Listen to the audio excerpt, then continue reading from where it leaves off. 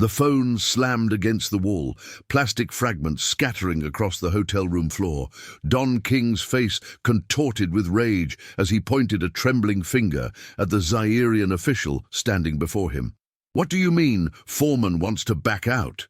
We're 48 hours from the biggest boxing event in history." King's voice boomed through the presidential suite at Kinshasa's Intercontinental Hotel. The official, dressed in a perfectly pressed military uniform adorned with medals, remained stoic. "Mr. Foreman claims illness, sir. Food poisoning. His team is demanding postponement." George Foreman, the undisputed heavyweight champion of the world, laid in his hotel room across town, a mountain of a man reduced to sweating beneath cotton sheets. His trusted trainer, Dick Sadler, paced nervously, making calls to lawyers in New York, searching for any contractual escape. Halfway across Kinshasa, Muhammad Ali sat cross-legged on his hotel bed, eyes closed in meditation. When his trainer, Angelo Dundee, burst through the door with news of the postponement, Ali simply nodded. "Allah tests us all," he whispered. "Tell King I want changes to the contract. Now we have time." Após o primeiro parágrafo. Before I continue, if you're watching from your TV or phone, subscribe to the channel and leave a comment letting me know where you're watching my videos from. I want to know how far they're reaching. Thank you. That night, while Foreman's team scoured legal documents for leverage, Ali summoned his attorney to draft a new clause, one that would change boxing history forever. In the shadowy corners of a dimly lit hotel bar, hands shook over bourbon glasses and signatures dried on paper that few would ever see. Boxing experts still debate what truly happened during that 5-week postponement before the legendary rumble in the jungle, but insiders whisper of a secret agreement that fundamentally altered the fight's outcome. What boxing fans witnessed on October 30th, 1974 wasn't just the masterful rope-a-dope strategy that exhausted Foreman. It was the execution of a brilliant legal maneuver that had already handcuffed the champion before he ever stepped into the ring. "I was there when they signed it," whispers former Zairian sports minister Alphonse Matuba, speaking publicly for the first time in 4 decades. His hands tremble slightly as he slides a weathered document across the table. "This paper changed everything. Foreman's camp never thought Ali would actually enforce it." The controversial clause appears innocuous at first glance, a single paragraph buried within 30 pages of legal terminology, but its implications were devastating to Foreman's fighting style. The clause mandated specific glove padding requirements that would dramatically reduce Foreman's legendary punching power, the very weapon that had demolished Joe Frazier and Ken Norton. Boxing historian Thomas Hauser leans forward, eyes narrowing. "What most people don't understand is that boxing gloves aren't primarily for protection. They're to allow fighters to hit harder without breaking their hands. But certain modifications can absolutely diminish power. The question is, did Ali's team secretly modify Foreman's gloves?" 3 separate sources who worked in Foreman's corner that night have confirmed that something felt off about the champion's equipment. Archival footage appears to show Foreman repeatedly flexing his hands inside his gloves during early rounds, a puzzled expression crossing his face as his thunderous punches bounced harmlessly off Ali's forearms. "I knew something was wrong from the first round," Foreman admitted decades later in a rare, unguarded moment during a private dinner in Houston. "My punches didn't feel right. It was like hitting a heavy bag with pillows." When pressed further, Foreman abruptly changed the subject, his expression darkening with the memory. Ali's genius wasn't just his physical gifts or tactical brilliance. It was his understanding that boxing matches are won or lost long before fighters step into the ring. While Foreman recovered from his illness during those 5 critical weeks, Ali's team worked tirelessly behind the scenes, negotiating with equipment manufacturers, officials, and promotion executives. The postponement created the perfect opportunity for contract renegotiation. With millions already invested in the event, neither the promoters nor the Zairian government backing the fight could afford cancellation. This leverage allowed Ali's shrewd legal team to insert language about standardized impact distribution in competition gloves, seemingly innocent terminology that disguised their true intent. Former boxing commissioner William Cartwright confirms this was unprecedented. I've reviewed thousands of boxing contracts. This language about glove specifications was extraordinarily specific. Someone on Ali's team really understood the physics of punching power. The true genius of the clause was its deniability. Nothing in the wording explicitly handicapped Foreman. On paper, both fighters would use identical equipment. But Ali's team understood that standardized gloves would neutralize Foreman's devastating power while minimally affecting Ali's speed-based style. As dawn broke over Kinshasa on fight day, Foreman's team made a shocking discovery during the final equipment inspection. The gloves provided met all contractual specifications, but felt noticeably different from what Foreman had trained with. With just hours until the opening bell, Foreman's team faced an impossible choice. Fight with the approved gloves, or risk breaching contract and losing millions. I watched Foreman hitting the pads that morning, recalls cutman Freddie Brown. Something was off. His whole rhythm changed. The impact sound was different. Sadler was furious, screaming about being set up. But with 70,000 spectators already filling the stadium and global television audiences waiting, there was no turning back. What followed was one of boxing's greatest upsets, Ali's rope-a-dope strategy, perfectly complementing the secret advantage he'd already secured. As Foreman threw punch after punch with diminished effect, his confidence eroded visibly. By the 8th round, when Ali unleashed his finishing combination, Foreman was psychologically defeated before his body hit the canvas. The boxing world celebrated Ali's tactical brilliance without realizing the full scope of his victory. The contract clause remained hidden, known only to a handful of insiders who maintained their silence for decades. But as principles in the fight have aged and records have emerged from Zairean government archives, the truth has slowly surfaced. Ali would have won anyway, insists his former business manager Gene Kilroy, defensively dismissing questions about the glove controversy. The rope-a-dope was the real story. Everything else is just people trying to diminish the greatest upset in boxing history. But others aren't so certain. Renowned boxing equipment expert Santiago Morales examined high-resolution photographs of the fight and noticed subtle differences in the glove construction. The padding distribution appears altered in a way that would specifically reduce straight punching power. It's brilliant, actually, completely legal but devastating to Foreman's style. The controversy deepened when training footage emerged, showing Foreman destroying heavy bags in preparation for the fight, his punches demonstrating significantly more impact than anything witnessed in the actual match. This discrepancy caught the attention of physics professor and boxing enthusiast, Dr. Eleanor Richards.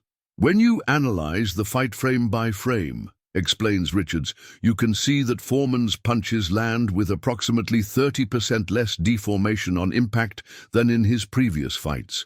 Something was definitely dampening his power, and it wasn't just fatigue. As Ali danced around the ring, proclaiming himself the greatest after his victory, few suspected the elaborate chess game he had played outside the ring. The true genius of Muhammad Ali wasn't just his fighting prowess, but his understanding that championships are won through every available advantage, physical, psychological, and yes, contractual.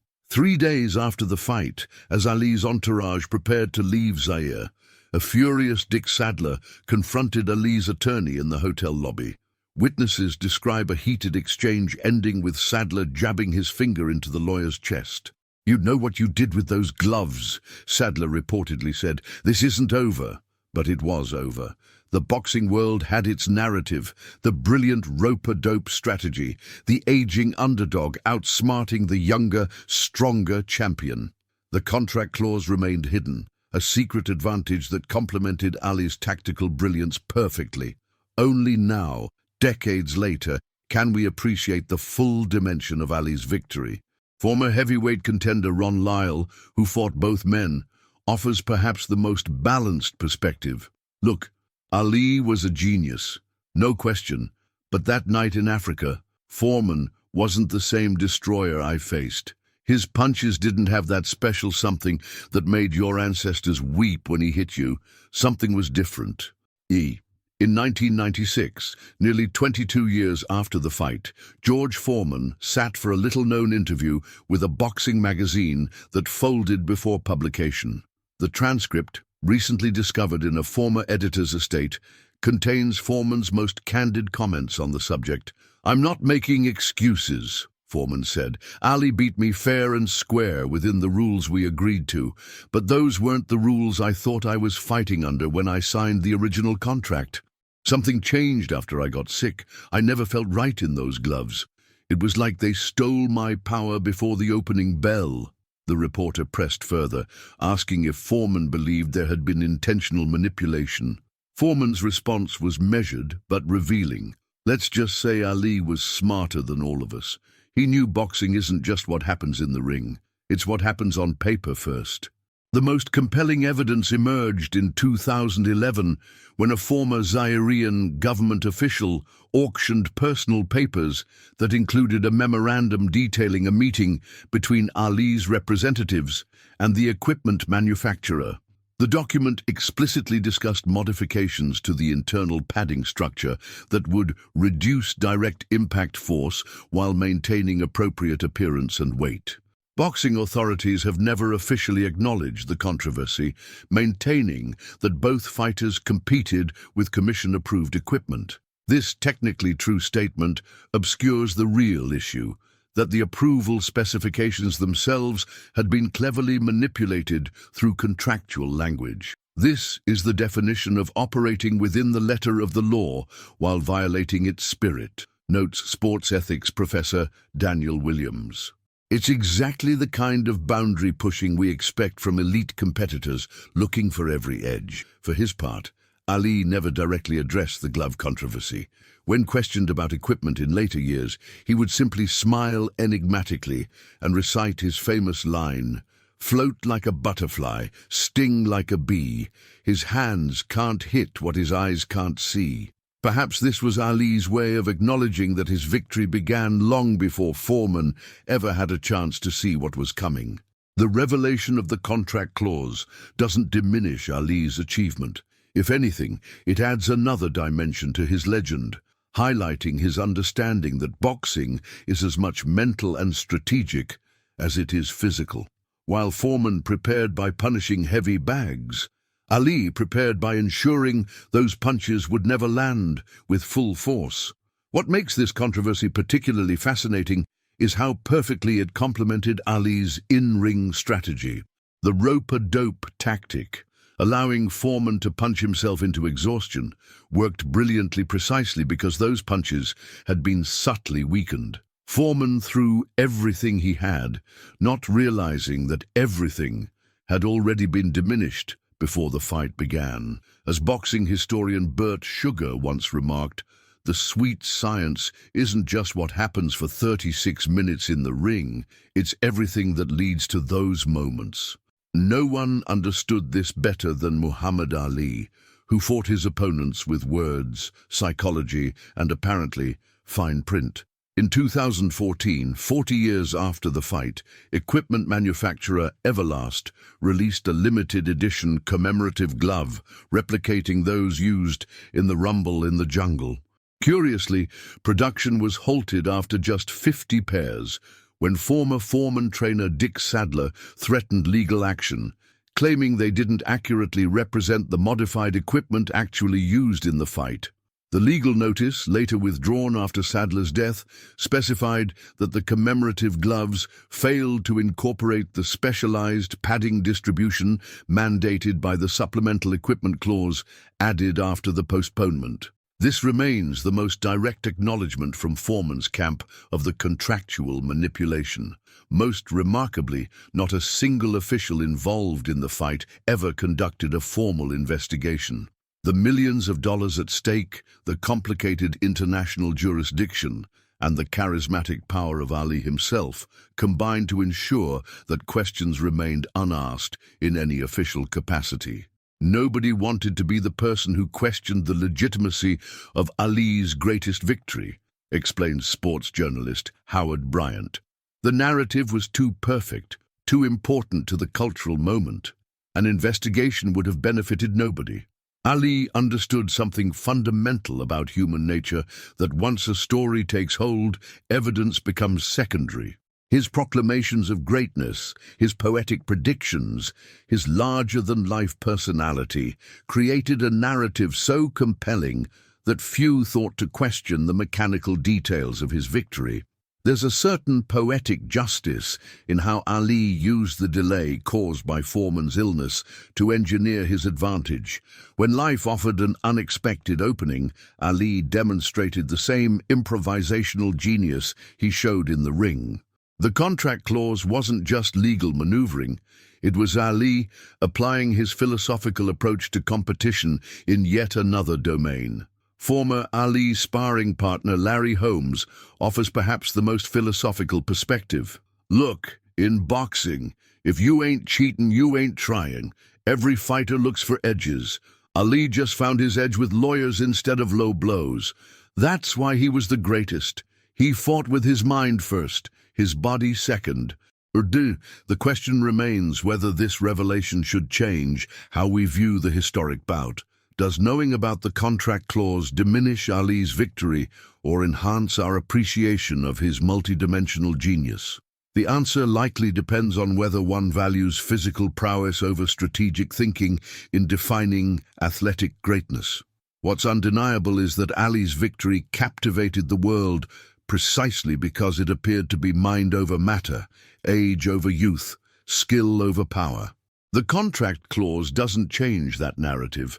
It reinforces it, showing just how completely Ali understood the true nature of competition.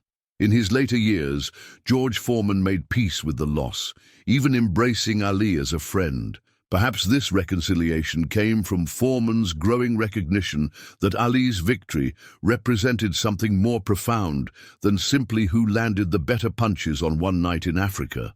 Ali taught me that boxing is chess, not checkers, Foreman reflected in his autobiography. By the time I truly understood what happened in Zaire, I couldn't even be angry anymore. I could only admire the completeness of how thoroughly I'd been outthought.